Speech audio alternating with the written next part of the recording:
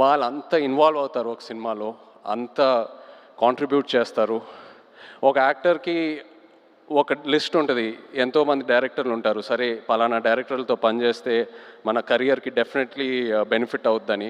కానీ నా లిస్ట్లో ఎప్పుడు గీతా ఆర్ట్స్ అనే పేరు ఎప్పుడు టాప్లో ఉంటుంది. బికాస్ ఏ యాక్టర్ ఈ బ్యానర్లో పనిచేస్తే తప్పకుండా ఒక మంచి రిజల్ట్తో బయటికి వస్తారు. So thank you so much Aravind garu and Vasu. మన జర్నీ ఎప్పటి నుంచో స్టార్ట్ అయింది అండ్ ఈ సినిమాలో కూడా ఏదో ఒక రోజు మనం ఈ సినిమా టాపిక్ గురించి మాట్లాడాము. ఒక ఐడియాలా చెప్పారు నాకు ఒక 10 నిమిషాలు. నేను అప్పుడే చెప్పాను మీకు, వాసు ఈ ఐడియా పూర్తిగా ఫామ్ అయిన తర్వాత ప్లీజ్ నా దగ్గర రండి, నాకు ఎంతో ఇంట్రెస్ట్ ఉంది ఈ టాపిక్ మీద అండ్ మీరు వచ్చారు. So thank you so much. అదే కాకుండా నేను రియల్ లైఫ్ ఈ తండేల్ రాజు క్యారెక్టర్కి నాకు చాలా పెద్ద గ్యాప్ ఉంటుంది.